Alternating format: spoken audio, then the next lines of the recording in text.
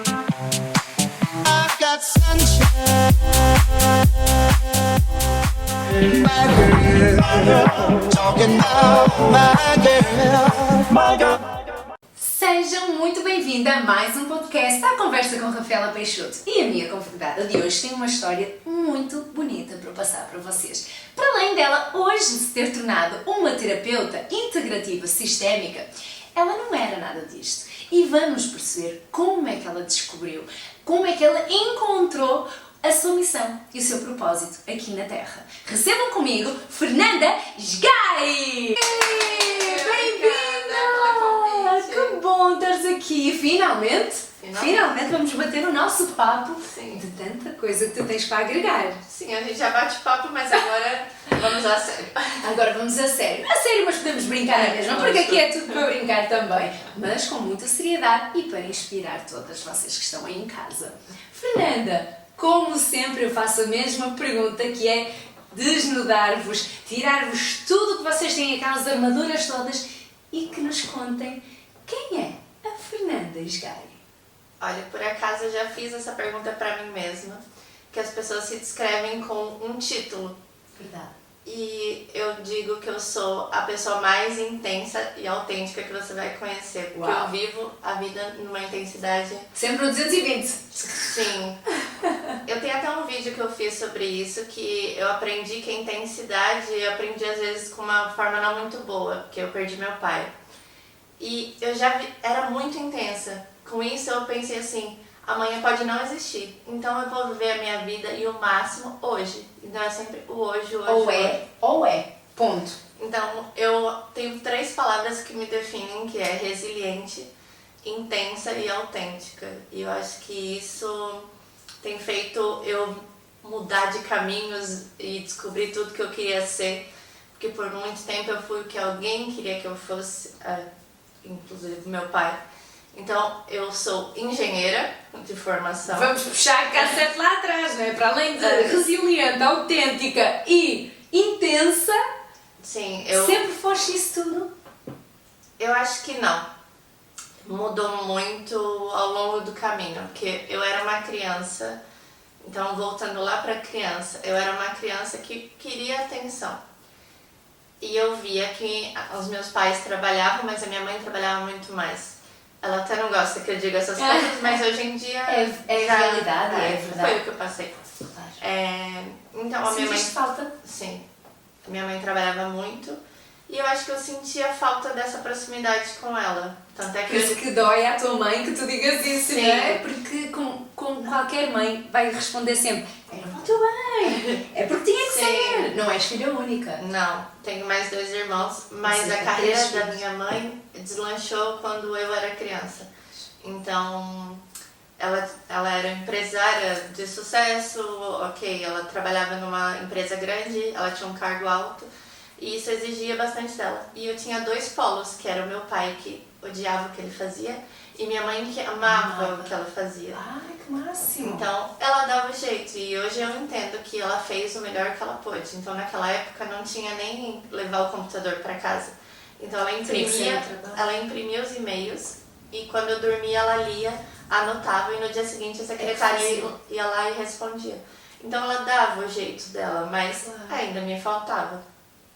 Então, eu fui uma criança muito insegura, e tinha muita comparação. E coisas que aconteciam na minha casa, meu pai também comparava. E eu venho numa criação que é rígida.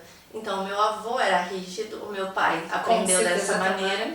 Então, foi passando. Nossa. Eu tenho a minha família de italianos, então são muito duros. Corretos, tem que ser, Sim. aquela linhagem e ponto. E né? o machismo. E o machismo, sim. Isso Europa é bem, toda, sim, tem muito é machismo. bem claro. Tanto é que meu irmão aprendeu a dirigir muito cedo e eu só fui aprender na autoescola. Ninguém me ensinou. Era esse tipo de... Claro, de... a menina Sim, não a é menina- para aprender tanto, né? Exato. E aí esse tipo de criação também me deixava insegura. Então eu fui uma pessoa muito insegura. Muito protegida? Pela proteção que sentiste, Sim. de onde é que vem essa insegurança? Eu era muito a menininha, eu era caçula, então eu era protegida, óbvio. Claro. Mas muito do não vai reproduzir o que os outros fizeram. Então já tinha esse medo inicial. Tinhas essa pressão também, não é? Eu tinha pressão, assim, sua irmã fez isso, seu irmão fez aquilo. Então quando eu Você não pode de jeito algum. Exato, quando eu fui escolher a minha faculdade, eu amo cozinhar. Eu queria fazer gastronomia. Não, você não vai. Eu adorava desenhar. Eu falei, arquitetura pode ser. Não, você não vai. Não vai. Eu não sabia o que fazer. Então, Nossa. o meu pai dizia assim, não, você vai fazer outra coisa. Pegou, sentou meu irmão comigo para olhar as vagas de emprego, quanto que as pessoas recebiam. Para tu teres uma noção, se escolheres aquela faculdade podes ganhar X, se escolheres a Pronto. outra vais ganhar Y. E parece que assim... Isso é bem antiga, tá? Mas acontece ainda muito nos dias de hoje. Eu ouvi isto também, eu passei por isso. O que acontece é que eu sou de uma geração em que os pais, se eles não conseguiam certa coisa, eles projetavam nos filhos. Tanto é que o meu irmão, quando meu pai foi escolher o nome dele, ele testou antes do nome Engenheiro Gabriel, É mesmo? Doutor Gabriel, pra ver se ficava bom Se combinava, o né? nome dele. Ai, que incrível! Então, Uau! O meu irmão também é engenheiro. E aí eu ia fazer administração e fui pra engenharia. Eu era péssima em matemática. Péssima em Mas que física. foste porque os teus pais queriam. Sim, eu fui Teu assim, pai principalmente. completamente obrigada, vou fazer isso e pronto, acabou. Engenharia de quê? Engenharia de produção. Ok. Só que os 3 primeiros anos são básicos, então são iguais para todos. E eu fiz essa engenharia penando, eu fazia aula de reforço, eu estudava, aí eu peguei DP, eu tive que fazer a matéria novamente, me esforçava. Aí quando passou para as matérias específicas, eu era melhor, eu era ótima, porque aquilo era o que eu gostava. Tu gostavas? Era mais pessoas, ergonomia, coisas, peças, logística, então era uma coisa mais que eu gostava. E aonde Mais prático, não é? Em vez de tão teórico. Sim. E aonde eu me encontrei e que eu descobri que eu tinha força e que eu era inteligente, que eu era capaz, acho que foi no trabalho. Ok. Porque era como se eu estivesse longe e ninguém me dizia nada. E teve uma situação que eu passei que também me fez crescer muito, porque eu tinha vergonha de falar em público, eu não falava em público, eu pegava um papel e ficava assim, tremendo. Eu não conseguia fazer apresentação de escola, eu não conseguia fazer nada. E aí, e não gostava de falar inglês na frente de ninguém. E aí, Isso vem tudo de insegurança. exatamente. Isso é tudo insegurança, né? Era tudo que o meu pai tinha, estava projetado em mim. Porque Pois. meu pai também tinha vergonha de Insegura falar também. Olha. inglês, etc. E eu trabalhei numa consultoria. E essa consultoria mandava para os Estados Unidos para você fazer um curso de consultoria. Então eram 2 semanas intensas. E eu sabia que eu estava me metendo numa situação desconfortável para mim, porque ia ser inglês. Então eu ouvia muito bem, eu entendia, Mas quando era para só que na falar, hora de falar, travavas. travava. Exato. E aí eu fui para essa viagem, tudo deu errado até eu chegar nessa viagem. Era tudo a dizer, não vai, não vai, não vai. Exato, eu saí um dia antes pra chegar lá com calma, eu entrei no voo, tiraram todo mundo do voo, voava no dia seguinte, cheguei lá, meu telefone não funcionava, não conseguia ligar pra limusine que buscava as pessoas, que a escola era afastada. Várias coisas iam acontecendo e eu sentei assim, deu vontade de chorar no aeroporto, falei, não, eu vou resolver. O meu telefone não funcionava, o telefone público não funcionava e eu vi uma pessoa falando em português no McDonald's. Eu falei, é brasileira, eu vou pedir ajuda. Ok. E aí me emprestou o telefone. Então, várias coisas assim. Eu poderia travar, eu podia ficar parada. Eu falei, não, eu vou conseguir. E nessa viagem, eu tinha que, todos os dias, apresentar em inglês. Nossa. Então, a primeira semana... Como é que foi? Foi difícil. Eu pegava Primeira e vez. escrevia minhas falas, decorava e ia lá pra frente, tipo, não me Piloto pergunta automático. nada além Só vais disso. iniciar Eu e ia daí dizer E eu focava em uma pessoa, e, tipo, ficava só olhavas em pra contato com uma pessoa e falava, é com essa pessoa que eu vou olhar e eu não vou olhar pros outros, Para não medo do distrair. julgamento. Sim. Tipo, vão falar o quê? Se eu não tô falando bem, isso aqui e tal. E aí era uma turma multidisciplinar, não tinha ninguém do meu país. Então, e por acaso tinha uma portuguesa no meu grupo. Ok.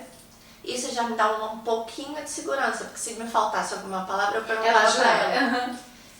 E aí eu comecei a apresentar, a primeira semana correu bem, fiz amigos, foi divertido. Tinha uma americana no meu grupo, então mesmo com as portuguesas, eu tinha que falar inglês, então eu começava a conversar e eu olhava assim pra ela e falei, ela não tá entendendo nada, volta. Até fofoca que a gente tava. Sim, sim. Aí eu comecei a falar inglês o tempo todo e eu falei, meu Deus, eu consigo. Era só uma insegurança que eu tinha. E aí, passado a segunda semana, eles trocam a turma. Então, se você tava confortável com aquelas pessoas, já trocou tudo de novo. Toda, Que sai da tua zona de conforto, né? Porque na consultoria, eu não podia me acostumar com os colegas. Eles mudavam. Se eu ia para um projeto de cartão, era um time. Se eu ia para um projeto de outra coisa, era outro time. Então, eu nunca me acostumei com os colegas de trabalho, porque era sempre novos. Rotativo, pois. E aí, na segunda semana, teve uma dinâmica que até é legal dizer. Que a gente, às vezes, passa o nosso trabalho, a gente para de prestar atenção. Então, quando você está numa atividade, você fala assim, eu fiz a minha parte, agora é a parte do outro. E eu sou uma pessoa que presta muito atenção no detalhe, nas pessoas, no que elas fazem. Sou ótima para dar presentes, porque eu sei o que você precisa. E era uma dinâmica que era uma roda, eram umas 20 pessoas. E aí cada pessoa falava assim, oi, meu nome, por exemplo, oi, meu nome é Fernanda, eu gosto de chocolate. Aí você falava, oi, meu nome é Rafaela, eu gosto de macarrão e a Fernanda gosta de chocolate. Aí o próximo ia falando isso tudo em inglês. Tudo igual, ok. E eu era mais ou menos a 10ª pessoa. Pronto, aí foi indo, passou a minha vez, eu continuei prestando atenção no que as pessoas gostavam e eu sabia o nome delas. Aí chegou na metade, a pessoa não sabia falar, porque ela ela sabia. Não sabia o que era para falar porque não tinha prestado atenção? Tinha passado já a vez dessa pessoa e o professor perguntou para uma pessoa lá do começo que, já que passou a vez dela, ela podia parar de prestar atenção. Entendi. Aí ela, não sei. Aí ele falou, é porque quando passa a nossa vez, a gente não presta atenção. Aí eu, não sei porquê, falei, não concordo. Aí eu assim, Fernanda, por que você fez isso? Aí ele, não concorda, então você quer tentar? Aí eu, o que eu tô fazendo da minha vida? Tipo, agora eu tô me expondo muito, eu vou falar muito, o que eu tô fazendo? E eu comecei a falar, esse é o Felipe, ele gosta disso, esse é não sei o que, ele gosta disso. Aí chegou perto de um menino, me faltou o nome dele, mas não porque eu não sabia o nome dele. Aí eu assim, e ele pegou o crachá dele assim e jogou eu. Não, lembrei, esse é o Alan, ele gosta de... E aí eu falei todos, aí todo mundo bateu palma e eu falei, eu posso. Boa memória! Uau! E eu falei, pronto, era isso que eu precisava. Essa segurança e eu esse empurrão. enfrentei isso, assim. E aí quando eu voltei pro trabalho, aí eu já não tinha mais vergonha de nada. Então, eu era analista, consultora, e eu falava com o presidente, vice-presidente, assim, de igual para igual. Não tinha essa de, uma hierarquia. Eu falava, não concordo. Claro. Tem que ser isso, aquilo. Acho que isto é um bom exemplo porque às vezes nós só precisamos de enfrentar os medos para poder realmente ir em frente. E estes treinamentos ou quem vai estudar para fora, isso traz-nos muito essa força. Sairmos da zona de conforto, a gente tem que se virar e ponto. Quem não se virar vai ficar ali encostado e não vai saber. E olha que bom que deste esse passo. Bom para ti, para ti mesma. Né? E aí isso me deu uma confiança, eu acho que até uma confiança exagerada, porque eu comecei a enfrentar pessoas no meu trabalho, sim. Mas que bom. Que às vezes eu tinha que fazer uma apresentação e eu virei pro meu chefe, ele falou, faz só apresentação, básico, bonecos e não sei o que e boa. E eu falei, me dá mais uma semana? Aí ele falou, mais uma semana? Eu falei, eu quero fazer a simulação da página como deveria ser. Aí ele falou, tá bom. Eu aprendi a fazer protótipo de página, fiz um sistema em uma semana e apresentei para o presidente da empresa e falei, é isso aqui que você precisa para otimizar, para aumentar, não sei o que. Top. E ele olhou assim pro superintendente dele e falou, por que eu não tenho isso? É isso que eu quero. E eu assim, nossa, coitado do colega, né? Mal sabia eu que um ano depois aquela pessoa que levou essa chamada de atenção ia ser meu chefe. Porque eu fui para essa empresa. Ok. Então, eu fui mudando completamente o meu pensamento. Por exemplo, meu pai e minha mãe iniciaram e terminaram na mesma empresa. Então, 30 e tantos anos de carreira, pronto. Quando eu falava de mudar de trabalho, meu pai falava, não. Nem pensar. Como assim? Eu falei, pai, é outra época. Agora, pra você crescer, você tem que ir assim, em zigue-zague. Porque se eu for esperar pra crescer nessa mesma empresa, eu não vou crescer. Nem sempre é viável. E aí eu comecei a ter uma confiança em tudo que eu fazia, porque eu tava na consultoria. E aí era pra eu ter sido promovida, não fui. Era pra eu ter sido promovida, aí não fui. Eu falei, chega. Eu preciso mudar. Aí eu fui pra esse cliente, porque eu tinha feito o pré-projeto da nova empresa. E eles falaram, então tá, já que você fez o pré-projeto, pra nossa empresa. vem fazer. Aí eu fui pra entrevista e ele falou assim, eu não tenho nem o que te perguntar, eu já te conheço há meses. Ele só tem que me dizer sua pretensão salarial. E naquele dia, eu também não sei o que ele me deu.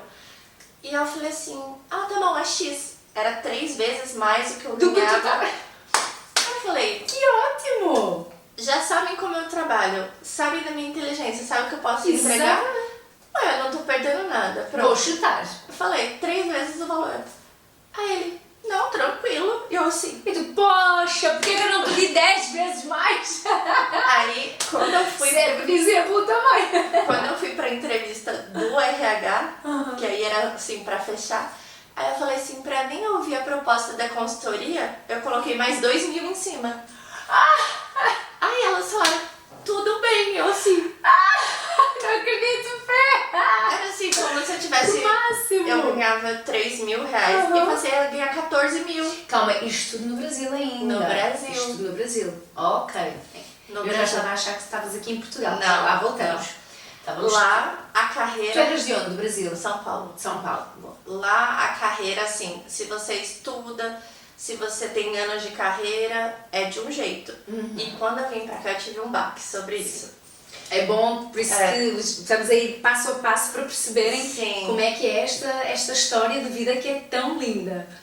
E quando eu tava nesse pré-projeto, e aí começa a minha parte do doenças mentais até chegar na terapia.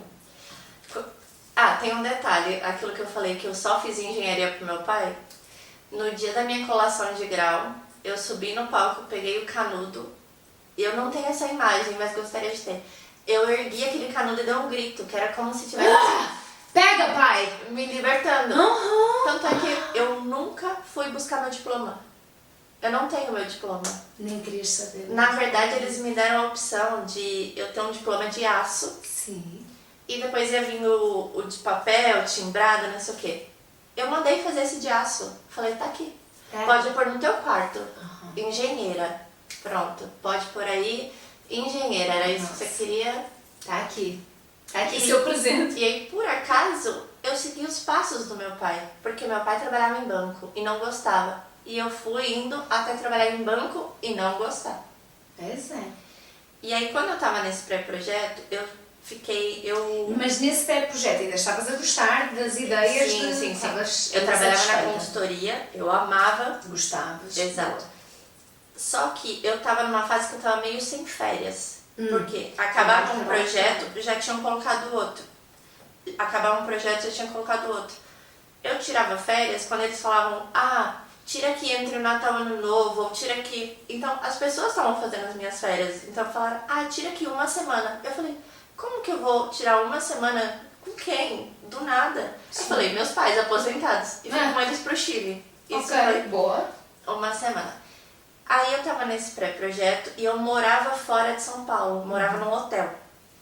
Então, toda segunda-feira de madrugada, eu pegava minha mala, ia pro aeroporto, ia pra essa cidade, ia direto pro trabalho. Trabalhava a semana inteira, morando dentro de um hotel, e voltava na sexta-feira. Nada. Trabalho. A sorte é que eu levava até roupa de academia e fazia no próprio hotel. Então, e as pessoas desse projeto eram muito legais. E isso também... Era a sorte. A tua vida social era dentro do trabalho. Era eles, só. Era eu e mais 3 homens. Então, a minha vida era isso. E eu já estava muito acostumada. Na engenharia também eram muitos homens, então era sempre... Esse lado meu masculino é muito forte. E aí eu fui para esse projeto. Quando eles ganharam confiança, eles já não iam. Então eu ia sozinha. E comecei a ter um estagiário junto comigo. E às vezes o estagiário fazia um negócio, eu ia lá e tinha que consertar, tava me dando mais trabalho ainda. E eu tava nesse lugar e fiquei resfriada. Só que um dia começou a me dar falta de ar. E meu pai falou, vai no hospital, você pode estar com pneumonia, alguma coisa. Porque meu pai, e aí vem uma história, meu pai já tinha sido diagnosticado errado uma vez e no fim ele estava com pneumonia. Então ele falou, Já vai. corre para o hospital, claro. Aí eu fui no hospital, eu mandei pro meu chefe, olha, eu tô indo pro hospital, eu tô passando mal. Eu cheguei no hospital, a pessoa da triagem perguntou, o que você tem? Eu fiz assim, eu não conseguia falar. Mas com aquela pieira também, não é? Não, mas não era, era ansiedade. Não era nada. Não estavas nada com os brônquios inflamados, com Não. nada. Aí eu cheguei, falei com o médico e aí eu não conseguia, ficava assim, falando. O coração batendo muito rápido. Ok. Aí ele falou, toma esse remedinho aqui, não sei o que, vamos fazer muitos... ansiolítico, talvez. Vamos fazer vários exames. Aí eu fiz exame de esteira, fiz o ecocardiograma, fiz tudo. Passei o dia no hospital. Aí quando eu voltei pro médico falar, ele falou assim, vou te passar um remédio, tal. Quando você chegou eu te dei um ansiolítico e eu assim, não entendia nada disso, Não nada. sabias. Aí saí do hospital e fui pra farmácia do lado com a receita do médico. A hora que a pessoa começou a perguntar muita coisa, e eu, nossa, que esquisito, aqui tem um controle maior de remédio. Ela me botou uma caixinha assim com uma tarja preta. Que no Brasil tarja preta É a é indicação mais forte. a mais forte e controlada e pronto. Aí eu olhei aquilo, logo veio a fala do meu pai. Não vai tomar remédio tarja preta, porque as pessoas ficam dependentes e não sei o que, nananana. Aí eu voltei pro hotel, tirei uma foto, meu pai, não toma isso, que meu Deus, e nananana. E aí eu pensei, preciso de férias. Férias. Aí eu olhei quando acabava o projeto, já peguei, coloquei umas férias, falei, se atrasar o projeto, eu não tô nem aí. E atrasou. Claro. E eles falavam, não vai, não sei o quê. Mas tu fica aqui. precisava, assim, ponto, claro. Aí, aquilo que eu falei, que acontece tudo pra eu não ir. Teve furacão, o meu voo foi Tu ias cancelado. para onde? Eu ia pra Cancún. E aí ia por Miami e tinha furacão. Não. Eu numa Quando é reunião, para dar errado, dá errado. a minha amiga ligando. E numa semana antes a gente tinha arrumado a mala, eu e ela. Aí ela falou assim, cancelou nosso voo, eu tô tentando aqui mudar, dá pra gente ir pelo Panamá, mas a gente tem que ir hoje. Só que eu tava em outra cidade, eu ia voltar pra São Paulo naquele dia. Aí eu falei, meu chefe, é emenda de feriado, eu vou ter que faltar um dia e eu já vou de férias. Aí ele falou, não, tudo bem. Aí eu voltei da cidade, cheguei em casa, troquei a mala, peguei a mala da viagem e fui. E aí passei uma semana assim, fazendo nada. Eu falei, era a solução. Só que eu tava adiando o problema. Que quando você não trata... Tapando o problema. Exato, quando você não trata a ansiedade, ela Vai aparecer. pra frente, ela vai aparecer. E aí eu não tomei o remédio. Eu deixei guardado, não tomei, fui de férias e tal. Ok. Aí eu mudei pra essa empresa, que eles tinham feito a proposta, fui. Sei lá, 2, 3 semanas que eu tava nesse trabalho, o meu gerente, tinha o gerente, o superintendente e o diretor. O meu gerente pediu demissão. Ou seja, eu ia responder direto para aquela pessoa que eu tinha mostrado todas as falhas dele na empresa. Nossa, ok. E era uma pessoa que tinha contatos dentro da empresa. Era amigo de gente que era uma empresa familiar. Fez a vida negra. Sério, ele ficou contigo entalada. Sim, porque eu ficava em São Paulo e ele ficava em Minas. E aí o diretor ia pra São Paulo e sentava assim ao meu lado. E ele me perguntava alguma coisa, eu não vou ligar pro outro, olha, posso falar pra ele? Não, eu falava. E eu era muito próxima dele. Aí ele começou a me levar em reuniões. Eu tive que virar gerente sem ser gerente. Então era um projeto... Automaticamente te tornaste uma gerente, não é? Era um projeto novo e eu não sabia o que fazer. Então eu comecei a falar com vice-presidente da Visa, vice-presidente da Mastercard para implantar a empresa. E eu comecei a fazer amizade com as pessoas, porque eu sou muito de relacionamento. Então, áreas que aquele meu chefe não conseguia entrar, tipo risco, fraude, as pessoas já estavam minhas amigas, elas estavam fazendo, eu ia no jeitinho, falava com elas e elas, não, tudo bem e tal. Aí quando foi, novembro de 2018, eu tava assim, eu já tô cansada, eu acho que eu não quero mais ficar aqui, eu queria ir pra Portugal. E tem um detalhe, como a palavra tem poder. Quando eu saí daquele curso lá nos Estados Unidos, eu falei pra minha amiga portuguesa, eu ainda vou morar em Portugal. Sério? Eu tentei voltar pro Brasil e pedir transferência naquela época, eu não tinha consegui. conseguido. E aí eu mantinha contato com elas, falava bem pouco, mas falava. Aí eu olhei uma pós-graduação aqui. Uma amiga minha já tinha vindo pra cá, já tinha morado, já tinha feito essa pós. E eu olhei a pós. E eu falava assim, não, mas eu Não tô afim de fazer. Não, eu não tenho coragem. Eu não consigo ficar perto, longe da minha família. Tem E gente aí- próxima da tua família. Muito. E aí eu tava fazendo um acompanhamento de desenvolvimento pessoal focado para o trabalho, para trocar o trabalho. Não, minto. Para pessoal. E aí, ok. Para tratar a ansiedade, talvez? Sim, era essas tuas questões. pra focar principalmente em relacionamento, que eu tinha um padrão de repetição de relacionamento e eu queria mudar. E aí eu falei assim pra ela, olha, eu tenho vontade de ir pra Portugal, mas esse aqui é meu plano B. O plano A é mudar de trabalho. Comecei a mudar o LinkedIn, fazer isso, aquilo e tal. Até que eu vou de férias em janeiro, volto das férias e o meu chefe de Minas estava lá em São Paulo. Eu falei, estranho. Vai dar ruim. Ele foi lá só pra me demitir. Nas férias? Eu voltei das Ah, férias. tu já tinhas voltado, estava já em São Paulo. Eu falei, antes tivesse feito antes, eu tinha prolongado as minhas férias, que fiz Tinhas tão curta. curtido muito mais. É sério. E aí eu tinha feito uma Mas lista. ele te demitiu com justa causa, sem justa causa, sem nada. Tipo, ai não, agora a gente... Arranjou maior desculpa. Agora a gente vai contratar o gerente. Eu assim, eu o ano inteiro fazendo o papel de gerente, agora vai contratar o gerente. E aí tem várias camadas que aconteceram aí. Aí quando ele foi me demitir, ele sentou assim na minha frente com o papel. Ai, eu não queria fazer isso. Eu comecei a rir. Eu fiz assim, tá bom, dá aqui o papel, eu vou assinar. Sério? Porque Tu já sabia, já estavas a ver todo o filme que ele queria. ele fez minha caveira. Ele fez a minha caveira. Nossa. E aí eu saí daquela... Ele saiu da sala, entrou a menina do RH que por acaso era minha amiga. Ela falou assim, como você tá? E aí naquele momento comecei a chorar de raiva. Porque aí Era começou... injusto. Tipo, meu Deus, o que eu vou fazer agora? Aí eu assim, tá bom. Eu saí daquela sala, eu não falei com ninguém. Eu só peguei minhas coisas e Tchau. tchau. Ah, detalhe, o porquê. Lá em novembro, setembro, eu tinha tido outra crise de ansiedade. Porque ele falava umas coisas e eu engolia. Falava umas coisas e eu engolia. E aí num dia eu tava numa reunião, assim, no videoconferência, né? Ele tava em outra cidade. E aí eu parei, eu desliguei a reunião e eu fiquei assim, ó, petrificada. Por quê? E começou a só escorrer lágrima. Eu comecei até a crise de ansiedade. Ok. Só que eu travei. E eu fiquei assim, olhando o computador Sem reação. e escorrendo lágrima. Tipo, meu olho nem Mas tava ele tinha piscando. feito tu falar de coisa errada. Sim, já tava... Já não era a Te primeira deixa vez. mal, claro. Então é como vai botando uma gotinha d'água e transbordou, sabe? Então não foi só uma coisinha, foi Foram vários vários. acontecimentos. Aí eu comecei a chorar e aí um outro gerente do outro lado mandou, o que tá acontecendo? Aí eu, nada.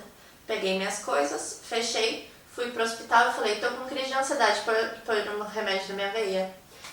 Então eu já sabia. Aí eu falei assim, não, agora eu vou ter que tratar. E aí quando eu voltei dessa baixa, eu tive uma baixa médica nesse tempo, quando ele foi falar comigo, ele me ameaçou. De quê? Ele falou assim, olha, a gente tem que tomar cuidado, viu? Porque chegou nos ouvidos do diretor que você passou mal porque eu te fiz alguma coisa. A gente tem que tomar cuidado com o que fala. Aí eu falei, cuidado com o que fala, eu só vou ter um atestado. E sim, foi depois da reunião com você, mas eu não disse isso. Aí eu fui na RH, eu falei, ele tá me ameaçando. Sério? Porque o tom que ele falou era Claro, de ameaça, ameaça. sabe? E logo depois eu Já fui, fica quietinho no seu lugar, né? e depois eu fui demitida. Aí quando eu fui demitida, peguei minhas coisas e fui embora pra casa, eu pensei assim, é o que eu precisava. Que bom. universo conspirou. Porque eu falava assim, eu não vou mudar de país porque eu tô segura. Eu tenho meu Bom trabalho, salário. eu tenho minha família. E eu tinha acabado de montar meu apartamento. Fazia 6 meses que eu tinha mobiliado todo o meu apartamento. Aí cheguei em casa, aí teve mais uma coisa assim. Parece que as coisas vão aparecendo assim na minha frente pra eu abrir os olhos. Os olhos.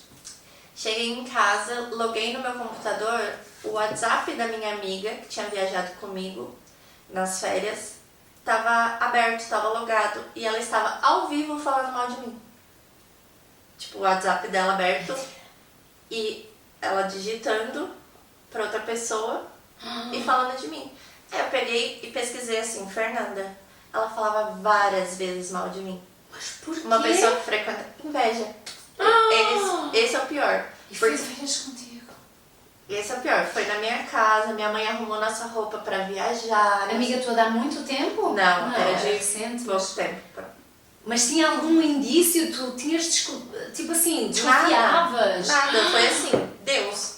Porque eu abri o Claro, computador. podia estar já sem login, né? E aqui, Aí eu falei assim, meu Deus, tudo num dia. Fui que demitida. aparece aqui, ó. Toma, abre os olhos, minha filha. Fui demitida. A amiga que eu tava super confiando saindo, tava fazendo isso. E naquele dia eu tinha sessão. Que horror. Aí eu entrei na sessão. Desmoronaste. Não, eu falei assim, plano B virou A, o A virou B. E Tô decidida, como é que eu faço? o que eu tenho que fazer? Exatamente. E aí tracei um plano, isso era janeiro. Fevereiro eu comprei a minha passagem e já tinha feito a inscrição na pós. Então, em janeiro fui demitida. Fevereiro eu comprei a passagem. Em abril eu tava vindo. Uau. E eu nunca visitei Portugal. Então eu tava vindo com malas. Sozinha. Isso. E aí, o que aconteceu? Meus pais pararam de falar comigo. Quando eu falei assim, eu vou mudar. Eles, não. Aí meu pai, Fernanda, começa a procurar emprego aqui, não sei o que. Eu falei, Eu não. quero ir atrás do meu sonho. Eu falei, eu não vou procurar emprego aqui, porque eu vou conseguir, e aí vai ser mais fácil e mais confortável. E eu vou continuar aqui, porque eu tenho um salário alto, eu tenho minha própria casa, meu carro, dinheiro na conta, Tá tudo certo? e tá tudo certo. Eu quero sair da minha zona de conforto, eu quero ir. Aí eles ficaram uma semana sem falar comigo. E eu assim, Ai, meu que Deus dói. do céu. O que é que eu tô fazendo? Aí ela me instruiu a escrever uma carta pros meus pais. Porque se eu fosse falar, ia faltar palavra. Podia-te fazer mudar de ideias também. Aí eu escrevi uma carta frente e verso e fui num domingo de almoço de família e chamei meu pai e minha mãe e falei, pode vir aqui no quarto que eu quero falar? E eu falei, só ouve. Aí eu li a carta frente e verso, fiz meu pai chorar. Eu só vi o meu pai chorar antes disso 2 vezes. Uma foi quando ele estava carregando o caixão do meu avô e escorreu uma lágrima só. E a segunda é quando a minha sobrinha teve um acidente grave e aí meu pai, eu achei que ele ia até infartar. E aí nessa situação ele chorou. E aí quando eu li a carta, nessa carta eu falei dos meus traumas de infância. Nossa. Eu falei como eu me sentia, eu falei que eu não gostava quando ele me botava sentada pra comer coisas que eu não gostava e eu só podia levantar depois que acabasse. Vejam bem a repercussão que isto tem Sim, desde o lado de trás e o que isto impacta na vida adulta. eu podia nunca mais comer legumes, por exemplo, Claro. porque eu ficava lá Te traumatizou. no prato amassando pra um lado e pro outro Eu não quis. e eu ficava chorando lá. Hoje gostas de legumes ou não? Gosto porque eu aprendi a maneira. Agora, se você colocar pra comer chuchu, não como chuchu. Não, porque me Era o que ele te deixava E mais chuchu não tem traumatizado. gosto de nada. Eu já tentei. É bom com sal, porque Já. tem gosto de sal só. Pronto, já tentei de outras formas, mas não tenho esse trauma, sabe? Claro. E eu percebi, era o jeito que faziam, não era que eu não Com gostava. certeza. Não é o problema, não era a comida. Era como te deixavam, as emoções que tu tinhas, Sim. como tu sentias. E aí eu ficava lá chorando, aí às vezes minha mãe chegava do trabalho e me tirava ali daquele castigo com o prato. E eu sempre fui uma criança bem magrinha, não tinha nada de questões de tem que comer isso porque tá fora do peso. Não, é mesmo para te trazer mais vitaminas, Sim. claro. Aí eu li a carta toda, eles choraram e a minha mãe falou, a gente vai com você. Sério? Aí ela virou pro meu pai, a gente vai. Aí ele falou, não, a gente vai. E aí eles vieram pra, tipo, me trazer e ver como Para ter eu a ia... certeza de que estaria bem entregue a filha. E aí, de novo, provas e provas e provas. Eu fui alugar uma casa e aí tive um golpe. Era como se fosse um fake a Sério? página. Só que como eu trabalhava com isso, Conseguiste descobrir? eu olhei a página, vi que estava errada, não sei o que, e denunciei. Só que nisso era como se fosse madrugada. Eu achei que eu já tinha perdido 3 mil reais nessa brincadeira.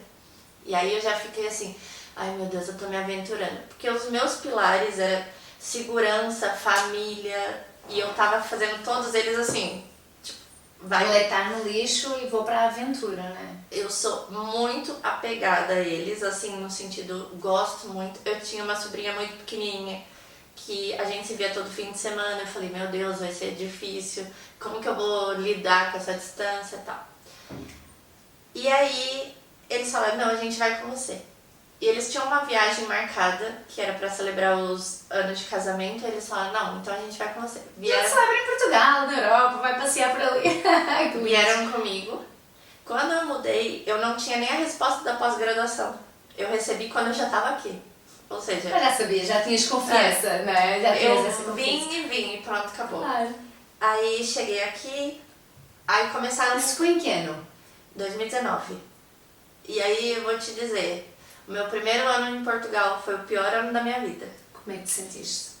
É porque ainda piora. Porque eu cheguei em abril. Aí, ok.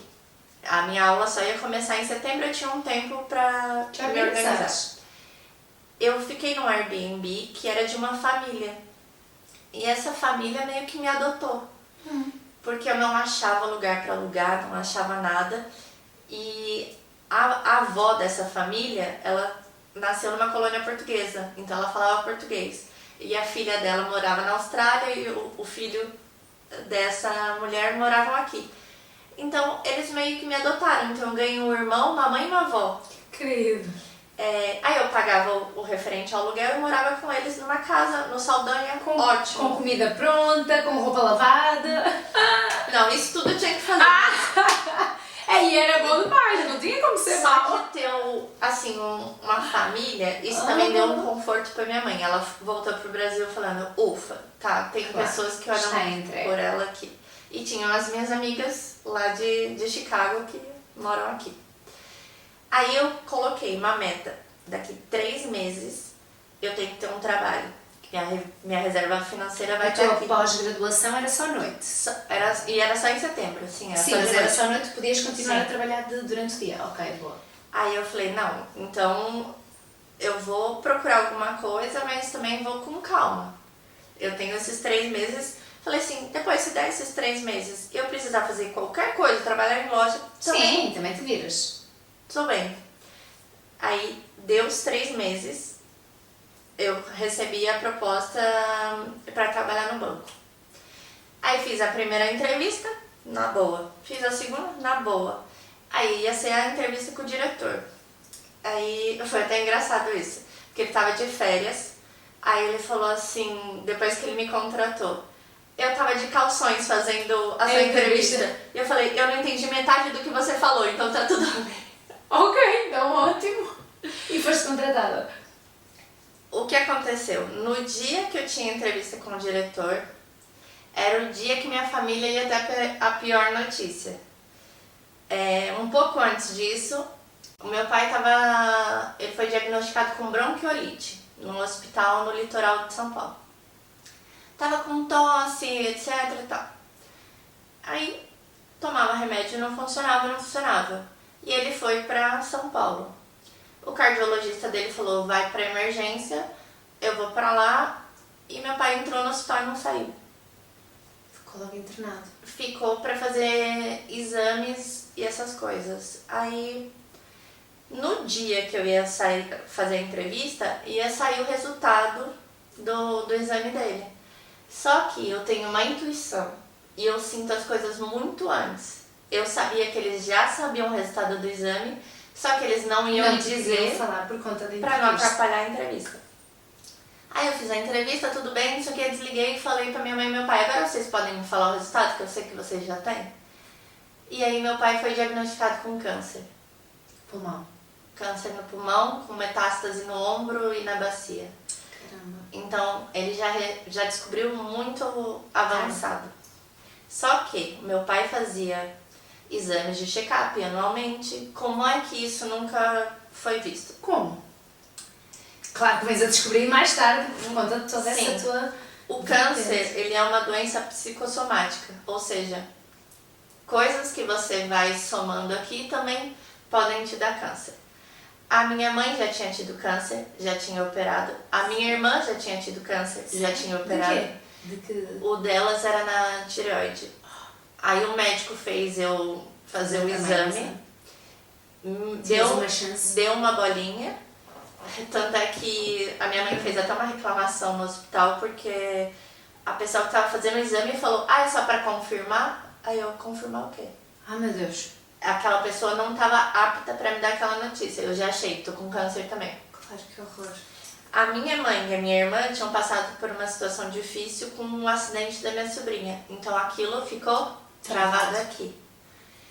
O meu pai também passou por coisas em que ficou preso aqui. No coração, a mágoa de É. não gostar de estar a trabalhar, de querer colocar pressão em ti, Sim, etc. e o meu avô já tinha... Câncer também. Não, meu avô morreu com doença respiratória, mas não era câncer. Mas passou 10 anos com balão de oxigênio. Então meu pai tinha pavor de faltar ar. Então ele Esse tava com... medo transformou-se numa realidade. Aí a gente teve coisa. o diagnóstico e eu tinha acabado de passar no trabalho.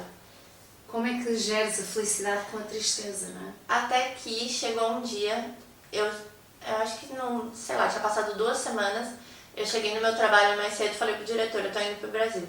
Se você quiser me demitir, pode demitir, que eu simplesmente É a tua prioridade. eu não tô com a cabeça aqui. Exatamente. Então não vai dar certo.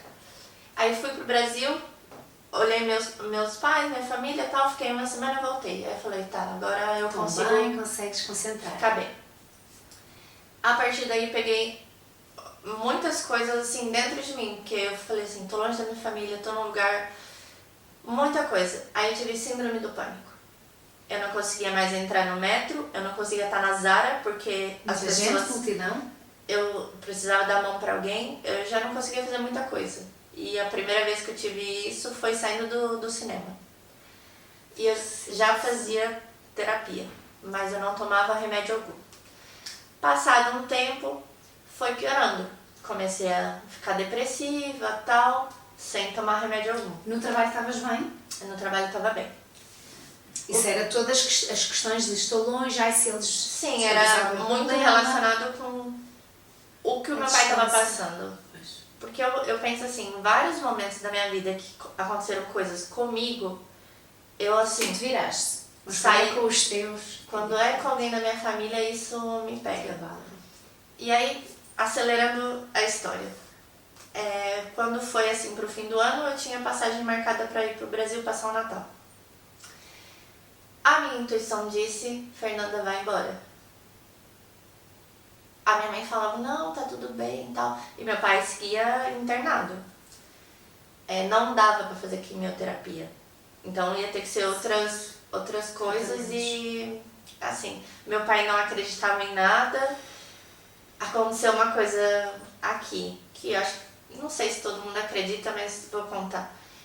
Tava eu, meu pai e minha mãe em Fátima, em abril, e era como se fosse a celebração de Fátima, uma coisa assim, era uma missa um pouco antes da Páscoa. Aí a gente tava ali na capelinha, acabou a missa, meu pai foi ali pra fora, a gente tava saindo e uma senhora virou pra minha mãe e disse, eu faço isso na Páscoa e tal. Ela falou assim, pega uma rosa dentro desse saco. Ai, já estou arrepiando. Aí minha mãe olhou assim no saco e não tinha rosa. Ela falou assim, tem uma pétala. Ela falou assim, dá pra uma pessoa que precisa essa pétala. Ai, meu Deus. Eu arrepio também. também. Ela falou, dá pra uma pessoa que precisa. Aí ela falou assim, filha, fique com essa, porque você vai ficar aqui sozinha. É possível. A senhora falou, e pera, eu tenho um presente pra você. Para ti É. ou para a mãe? Pra mim. Aí ela pegou assim, um anjinho de porcelana e deu pra mim. E eu assim, que querida. Ela, posso dar um abraço em vocês? Aí a gente, pode. E a gente abraçou essa senhora. Aí quando a gente foi em direção ao meu pai, ele falou, o que vocês demoraram tanto? A gente tava conversando com aquela senhora. Não tava mais. Não tinha senhora. Não tinha mais ninguém. Num raio assim, tipo, não tinha senhora. Ok. E a gente, eu e minha mãe só olhou uma pra outra e começou a chorar. Que era como se fosse um Foi uma questão de anjo. segundos, não tinha como ela fugir. Não tinha como a senhora disparar. E ainda para uma senhorinha, como é que ela ia correr? Do nada tu vias lá no fundo ela correndo. A gente olhou para um lado, pro outro. Nada. Aí Tu estavas com a pétala e com um anjinho na mão, um santinho na mão. Aí eu olhei pra minha mãe olhou pra mim, a gente começou a chorar e meu pai não Que é isso? entendendo nada, porque meu pai não acreditava, então obviamente... Mas a tua mãe sim. Sim. Obviamente ele não ia ver nada. E eu e minha mãe, a gente chorou e meu pai assim, tipo... Que As loucas aqui chorando. Tá bom, emociona estar no Santuário de Fátima. Aí eu guardei essa pétala e esse anjinho. Aí aquela vez que eu fui pra ver como eles estavam, eu levei a pétala, porque eu entendi que a pétala era pra estar com meu pai. Passada. E essa pétala tá até hoje num bastidorzinho assim, lá na casa da minha mãe. E aí quando eu falei, volta. Quando voltaste para o chefe e falaste, tenho que ir para você. Aí quando eu falei, mãe, isso já era novembro, já pro fim do ano, eu acho que eu tenho que ir. E ela falou assim, não, Fernanda, tá tudo bem. Eu falei, você pode perguntar pro médico? Ele falou, pode mandar ela vir. Aí eu entrei no avião e fui. E aí isso me permitiu passar os últimos 10 dias com meu pai. Eu tenho problemas na coluna, não senti dores na coluna, dormi numa cadeira. 10 dias dormindo do numa lado cadeira. do teu pai. Eu fui do aeroporto pro quarto do hospital. A minha mala ficava na varanda do quarto do hospital. E aí minha mãe dormia no sofá e eu dormia na cadeira. Era como se todos os dias eu esperava. Vai ser agora que ele vai morrer? Vai ser agora? Porque... Ele estava muito debilitado. Muito. Meu pai, ele era muito forte e tinha uma barriguinha da cerveja. Ele foi ficando magro, perdendo os músculos. E assim, eu só tava ali, tipo, vamos passar por isso. Tem que aguentar. Eu assumi um papel que não era meu. Eu comecei a ser forte pra todo mundo. Então eu era forte pra minha mãe, pros meus irmãos, pro meu pai, eu não demonstrava nada. Então eu ficava assim, general. Eu tive que proibir visitas no hospital, eu tive que tomar uma posição assim... Uma frente, foste tu que tomaste a frente de tudo. E tipo, ninguém me pediu isso, mas Tu que assumiste. eu fiz isso. Eu vi que minha mãe estava muito esperançosa, Sério. só que eu tava sentindo isso. E aí depois de um tempo minha mãe foi falar que meu pai já sabia. Então ele começou a tomar providências e isso foi deixando a gente mais nervosa ainda, porque ele chamou pessoa do cartório para passar nome de coisa. E aí isso ia dando uma coisa assim, meu Deus.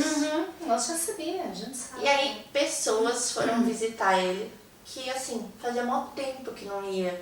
Ele só queria dar um último tchau. Só que falar prejudicava ele, porque ele falava, faltava o ar. Só que durante o dia ele falava tudo na boa. Todo mundo falava, ele tá ótimo. Só que aí de noite quem ficava era eu e minha mãe. E aí ele tinha coisas assim graves e eu tinha que falar, eu autorizo botar o remédio, eu autorizo botar o remédio. A tua mãe não estava bem para poder tomar essa frente. Não, eu tinha que fazer esse tipo de coisa. E eu tava tipo, protegendo ela também. Aí foi me vindo coisas na cabeça pra fazer e pra falar. Teve um dia que o médico entrou e tinha umas 15 pessoas dentro do quarto. E eu falei assim, você pode fazer um favor? Proibir as visitas? Não me interessa se ele tá ficando feliz com essas visitas, só que de noite ele passa muito mal. Só eu sei o que é que está acontecendo, né? Porque meus irmãos, ele tá ótimo, minha avó, tá tudo, nossa, ele tá bem. Só que de noite eu que aguentava e não falava. Teve dia que a enfermeira veio botar o remédio lá e ela quase mata meu pai, porque eu já tinha anotado as quantidades do remédio para quando viesse outro médico eu falava. eu falava, ó, foi tantos miligramas disso, tantos disso, tal. Era como se ela tivesse que pôr 0,3 e ela tava digitando 3. Ou seja, ia dar uma dose extra, super alta. Foi me vindo coisas pra dizer. Então eu falei pro meu irmão, tem como você trabalhar daqui do hospital? Aí ele falou, tem, mas por quê? Eu falei, faz isso, porque eu não quero que você se arrependa depois.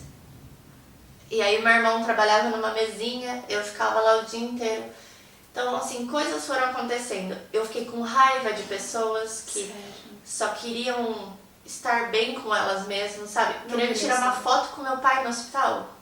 Já fizeram viagens, coisas lindíssimas. Por que você quer uma foto com meu pai no hospital? É pra você? Tava machucando isso. Então isso foi me irritando e eu não podendo falar. Isso foi me irritando e não podendo falar. Até que dia 24, no Natal, a gente já tinha trocado de quarto porque a gente falou, vamos passar aqui no hospital. No dia 24, na madrugada, o meu pai se levantou, e ele era muito forte. Se levantou querendo arrancar tudo, desesperado, e eu tive que segurar ele pra ele não arrancar as coisas. E eu, calma pai, não sei o que. E isso foi uma cena muito forte pra minha mãe, que eu tive que tratar pra não ficar na minha cabeça. Aí ele se acalmou, colocou a dose do remédio e o médico já tinha dito, quanto mais remédio, menos tempo ele fica acordado, mas ele tinha pavor de faltar o ar. Então quando ele levantou, ele tava como se estivesse faltando o ar. Aí no dia 24, dia véspera de Natal, a gente acordou e aí é uma cena bem forte. Ai, pera, não quero chorar.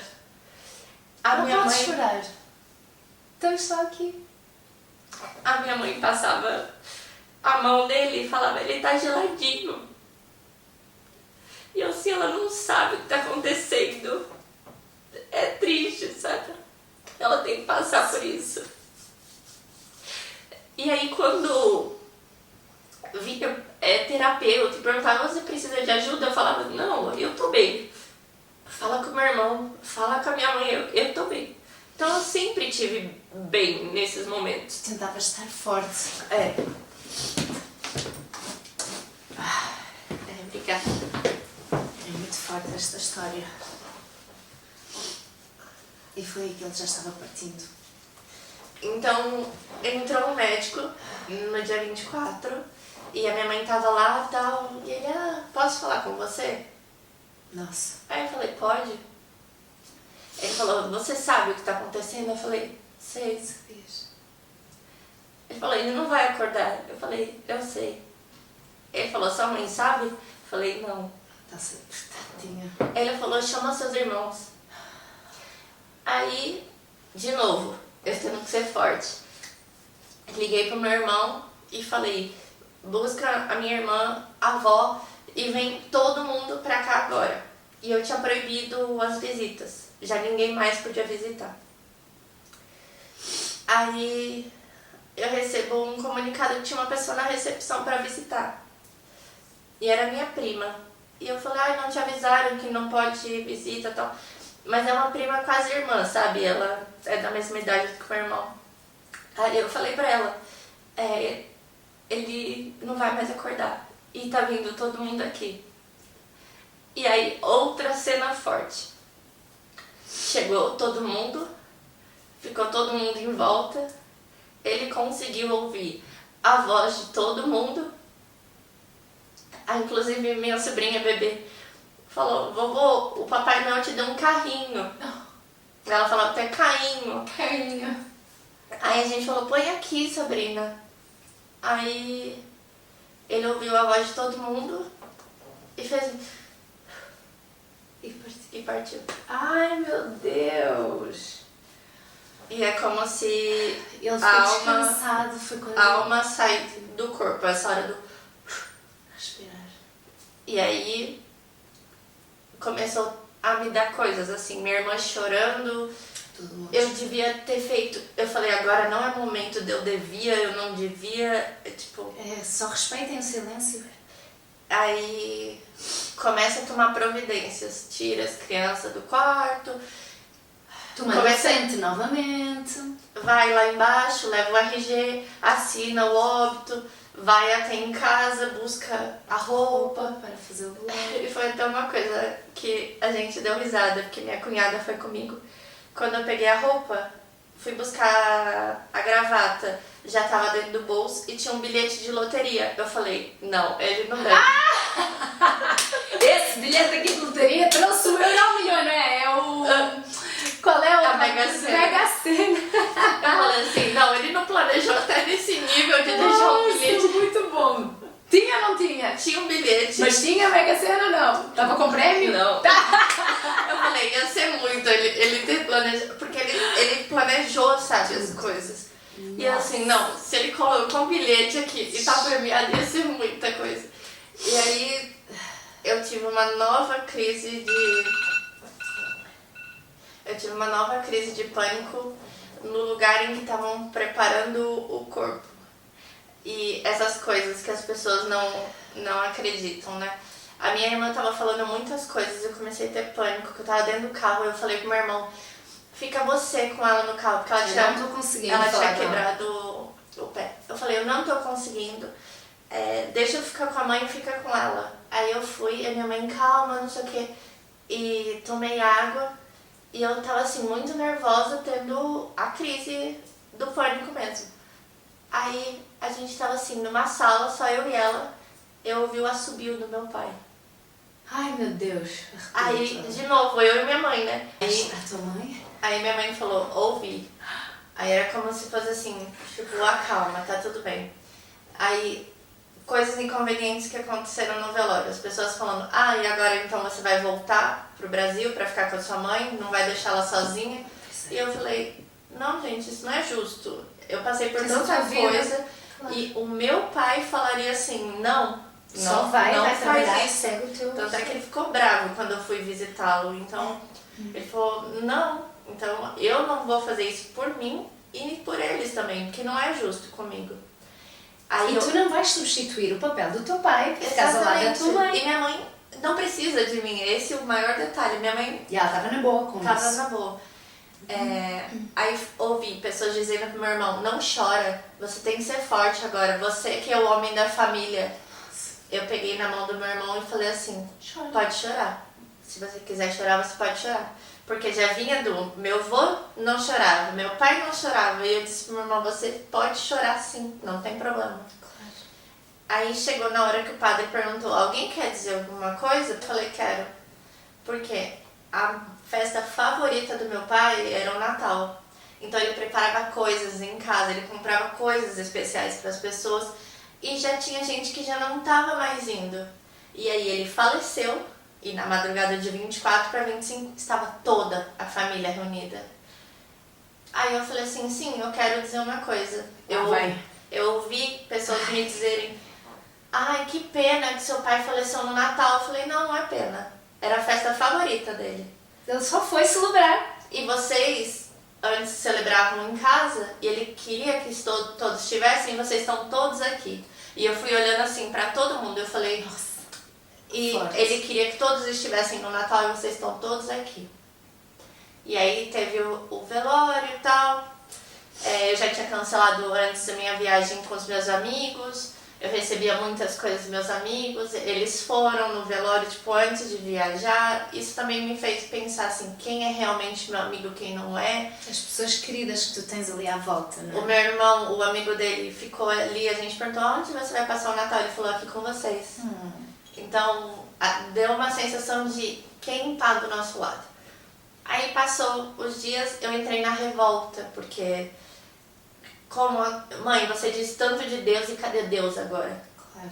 E assim, Não tempos querias que o teu pai partisse. tempos depois eu fui entender, não é que ele deixa de as coisas acontecerem, não vão deixar de acontecer, mas fazem você passar de uma forma melhor. Então, ele faleceu sem passar a falta de ar.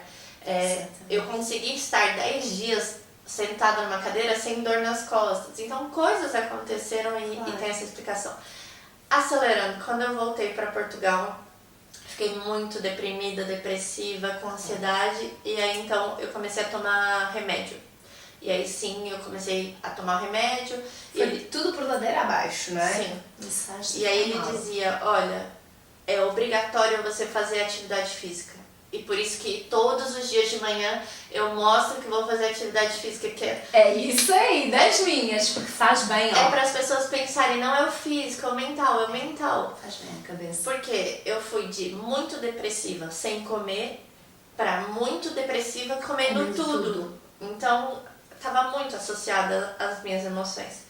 Aí, acelerando, conheci meu marido, aí a vida amorosa estava tudo bem, aí o meu trabalho começou a dar ruim. Eu não estava mais gostando, me trocaram de área, fizeram uma coisa que não poderia, falaram coisas, isso me deu mais ansiedade. Então o remédio já não estava suficiente. Um dia antes de eu ir pro trabalho, eu começava a tremer. Não é normal. Não De pode. tremer muito, de como se eu tivesse com um absoluto frio. E eu falava ao meu marido, me abraça, por favor, eu preciso me acalmar, ficar quieta. Então eu ficava um dia antes irritada, eu tinha essas coisas, eu acordava, por exemplo, 6 horas e na minha cabeça assim, e se eu não for hoje? E se eu fizer isso? E se... Então eu arranjava 1000 desculpas até eu conseguir ir. E aí tem um caminho da minha casa pro trabalho que eu chamo de fazendinha, que tem umas hortinhas e isso aqui. E ali era o tempo que eu ia gravando stories, eu ia desabafando, até chegar no trabalho e virar um robozinho sem emoções. E era isso. E aí comecei a ser essa pessoa, quando eu vi eu já estava muito no automático, como se eu já nem estivesse dentro do meu próprio corpo.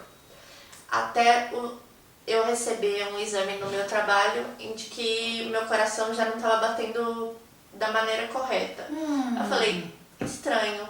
Aí eu fui no hospital refazer e aí tava certo. E eu falei, ué, mas por que um dia... O médico do trabalho deu errado? Aí ok.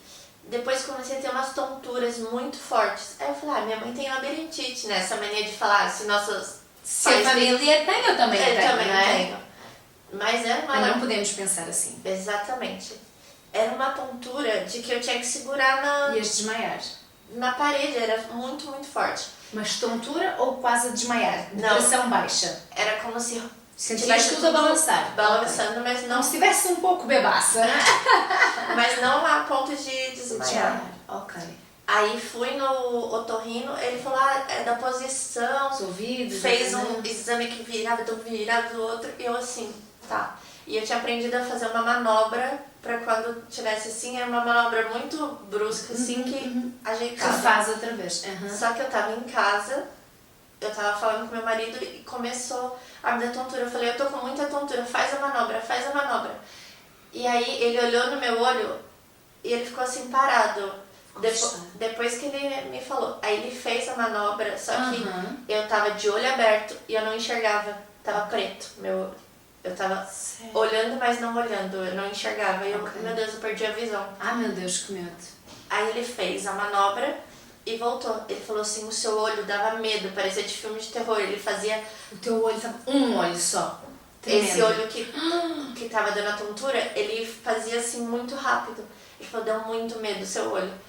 Aí um dia eu acordei de novo com essas tremedeiras, isso, aquilo. E eu lembrei que uma pessoa no trabalho tinha me mandado um e-mail assim, após um burnout eu volto, mas não a 100%. E eu falei, Será que é isso? Burnout. E eu fui pesquisar. Quando eu fui pesquisar, Todos os sintomas. Só que eu tive espaçado, então eu tive ansiedade, eu tive a tontura, eu tive o batimento fora do lugar. Já era algo que vinha desde o Brasil e que se prolongou até aqui. Naquela altura era só ansiedade. Aí depois com a morte do meu pai foi o pânico. Mas isso é importante alertar, porque vai começa piorando. vai piorando, não adianta, fazer umas férias vai passar. Não, na hora que vocês voltarem vai voltar à realidade. Uma coisa que eu falei para uma cliente essa semana, tempo não cura nada. Então, tem que ser as nossas ações, ponto. Não, quem foi abusada, quem tá com trauma, não cura. Tempo não cura. Ele só camufla ali. E aí eu acordei e falei, chega. Eu peguei todos os exames numa pasta, me senti uma idosa, indo pro centro de saúde. E eu falei, eu preciso de uma médica. Aí eu mostrei assim e falei, eu acho que eu tô com burnout. Aí ela começou a conversar comigo, olhou todos os exames, ela falou, vou te dar baixa. Nesse dia, mandei mensagem pra minha chefe, falei, tô de baixa. Ela me mandou 3 mensagens e me ligou 2 vezes. Eu falei, eu vou bloquear. Porque eu falei uma vez, olha, eu não posso, tô de baixa porque tive uma doença em relação ao trabalho. Olha, não posso. Ah, mas só 1 minuto. Ah, mas... Eu falei, bloquear. Fiz assim, ó. Quando eu saí daquele centro de saúde, parecia que eu era outra pessoa. Sério? A médica me falou, se isso te preocupa, eu tô tirando essa sua preocupação. O que tá te preocupando você não tem mais. Claro.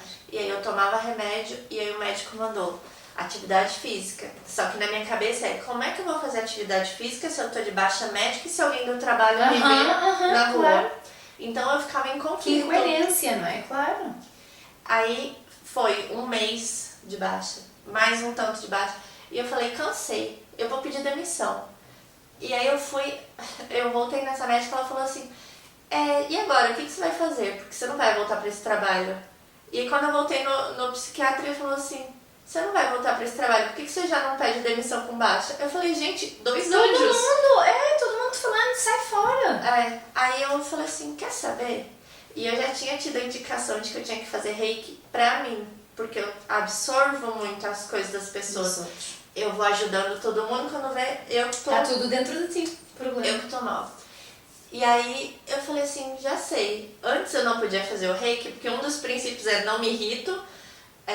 Somente hoje não me irrito. Somente hoje sou grata. Somente hoje sou amável com todas as pessoas. Somente hoje eu não me preocupo. Eu falei, como? Tudo que tu não vais conseguir fazer. Eu falei, nunca que eu vou conseguir fazer esse curso estando no trabalho.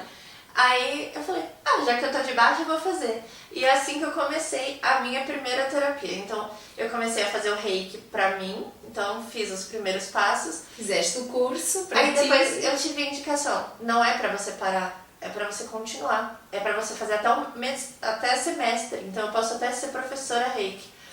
Falei assim, bom. não, é até o fim. Aí depois eu falei, tá, mas que outra terapia que eu posso fazer? E aí eu fiz o EFT, que é a liberação de emoções.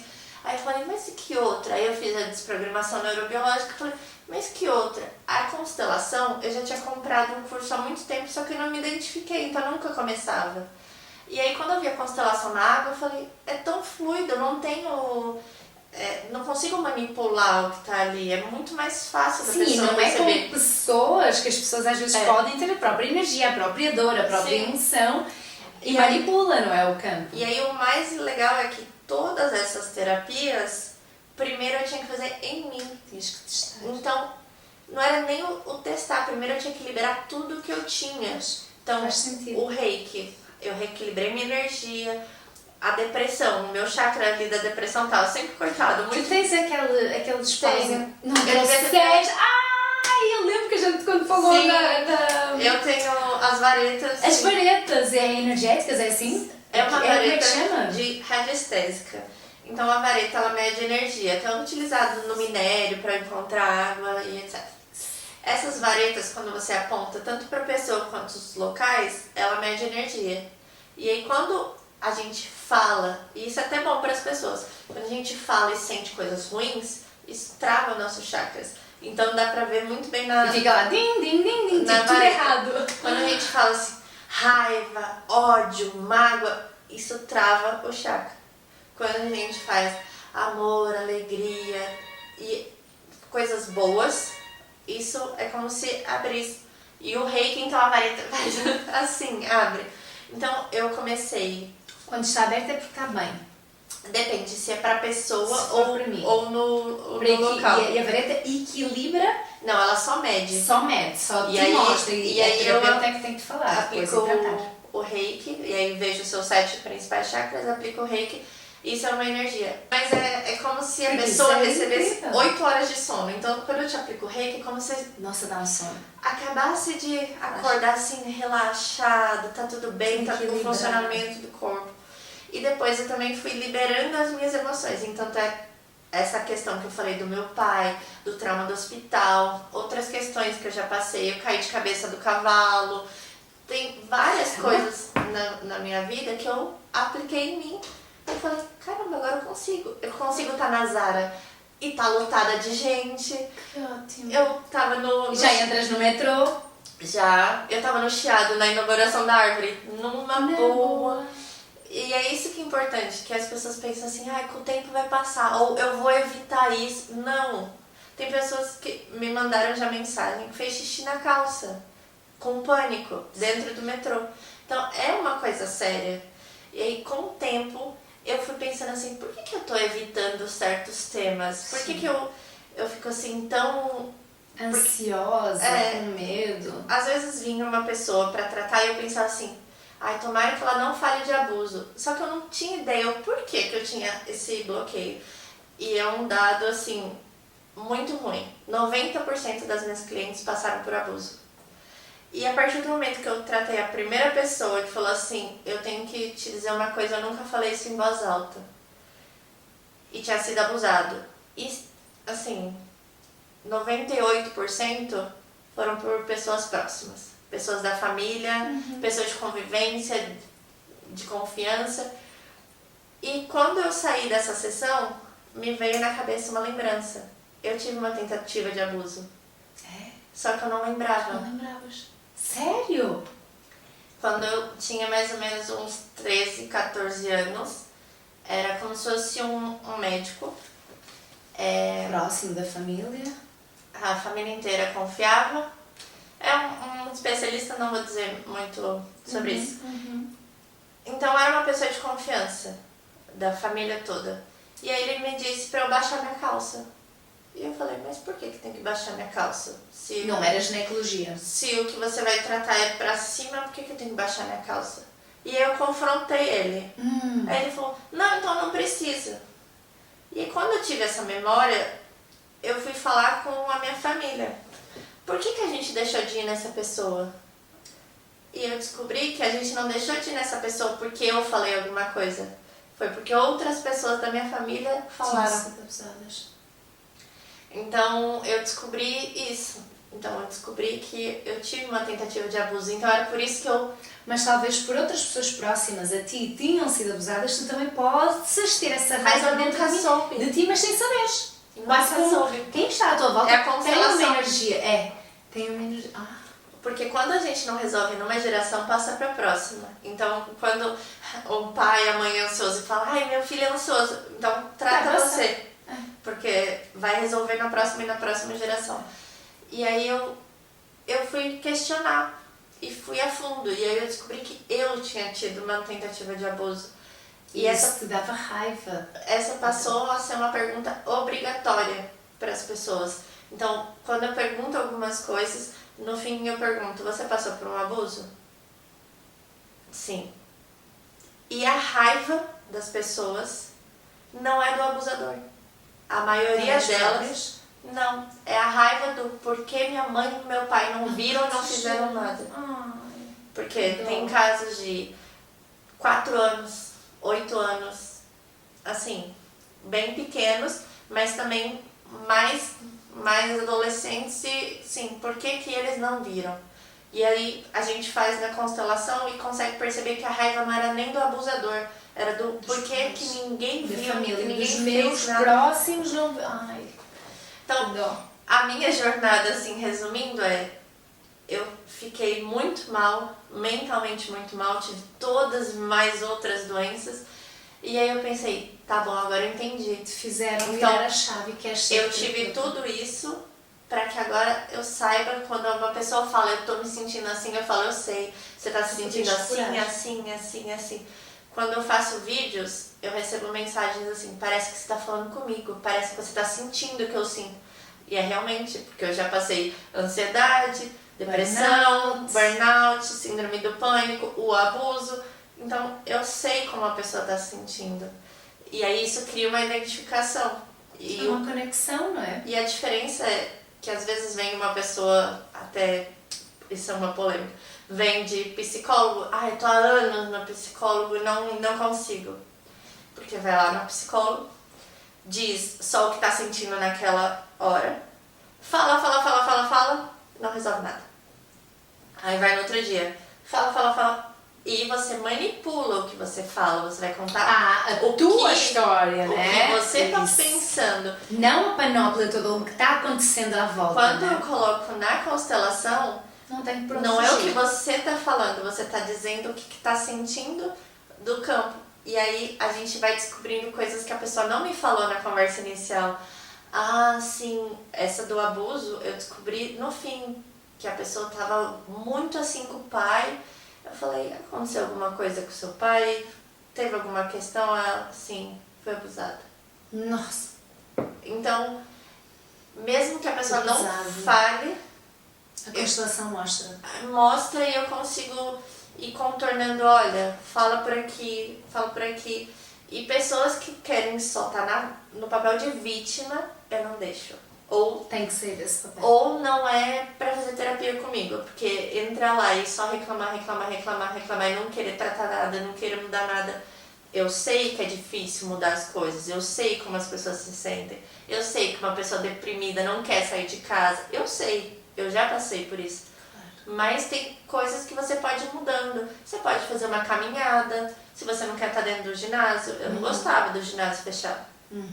Mas estar ao ar livre, com vento no rosto, são coisas que você pode ir mudando aos poucos, e fazendo aos poucos, e tratando, porque você fala assim, o tempo cura. Não cura, ele passa só. Ele só passa. E nós é que passamos, não é? E vamos Sim. tapando. E hoje, onde é que as pessoas te podem encontrar, não mais como engenheira, mas sim como terapeuta integrativa sistémica? Porque a Fernanda traz várias terapias para curar, para tratar, para encaminhar da melhor forma as suas clientes. Quem quiser pode me ver no Instagram, @FernandesGai, né? SGAI. Segai, que é português, Fernanda Segai. Lá tem os meus contatos para agendar e é isso. As terapias são online? São todas online, são todas 100% online, sem perda de energia, sem perda de nada.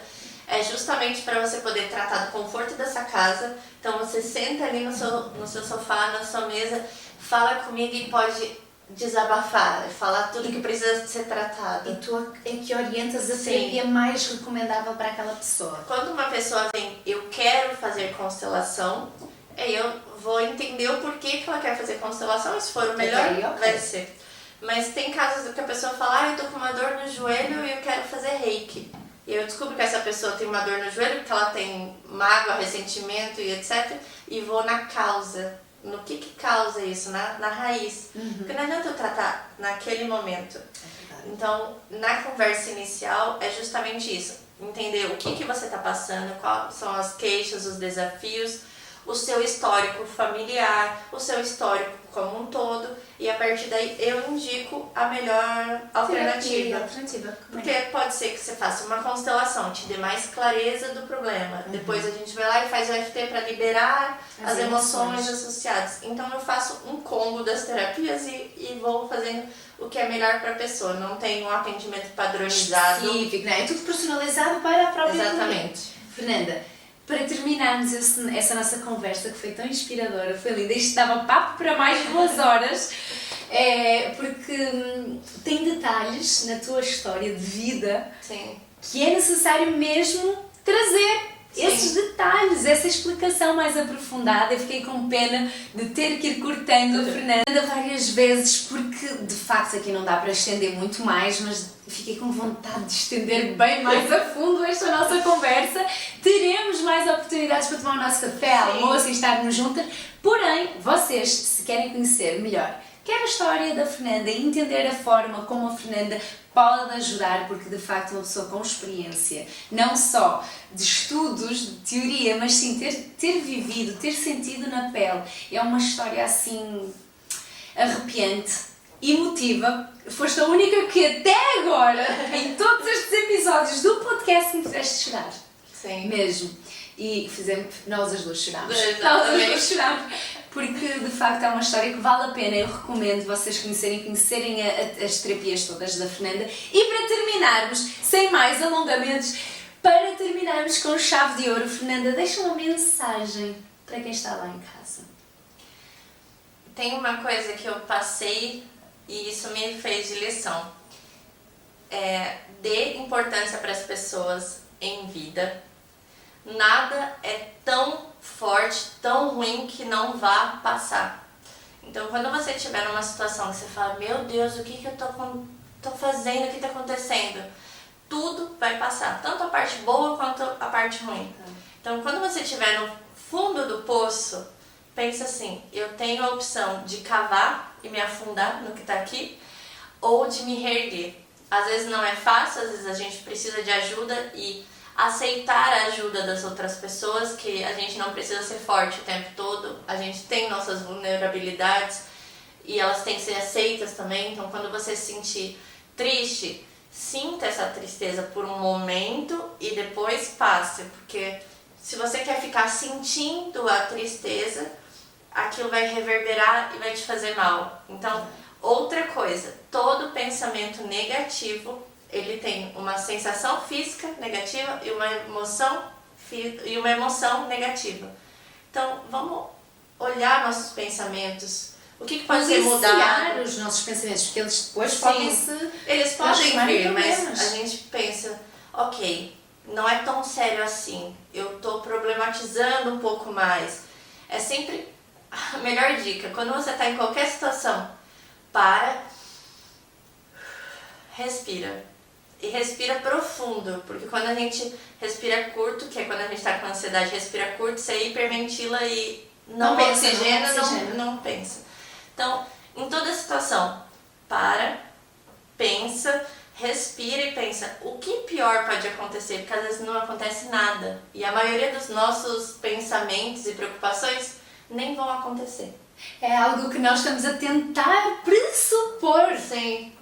De algo que nem sequer vai existir. Se alguém quer entender a ansiedade, a Disney fez um filme que quem sente ansiedade consegue perceber. Meu marido falou, olha, a mesma crise de ansiedade que você tinha, a menina tá tendo. Que é exatamente isso. São cenários hipotéticos. Se você passou por alguma coisa na sua vida, não fique criando, e se fosse diferente? E se tal pessoa tivesse feito isso? E se eu tivesse... Não vai mudar. Qual é que é o filme? O Divertidamente. Divertidamente. 2, ele mostra a ansiedade. O 1 mostra todas as emoções primárias, mas o 2 ele vai em específico na ansiedade, o que ela pode causar dentro do nosso cérebro e quão forte ela é, que ela pode comandar. Ela diminui a alegria, são coisas assim leves que o filme mostra, mas se você prestar atenção, ele fez a alegria não ficar mais alegre. Tem que dar uma amenizada, tem que... Ele foi modulando, mas ele mostra esses cenários hipotéticos de coisas ruins que só deixam a gente mal. Então respira, pensa o que de pior pode acontecer, porque às vezes não pode acontecer nada, você não vai perder nada, você não perde sua casa, você São coisas da nossa cabeça. Você não deixa de comer, não acontece nada. Eu sou grata pelo quê? Isso é um exercício bom para as pessoas. Acordem. Eu sou grata pelo quê? Sou grata por ter uma casa, sou grata por estar viva, ter uma família. Da vida, claro. Isso faz com que a pessoa pare de reclamar e agradeça pelo que tem.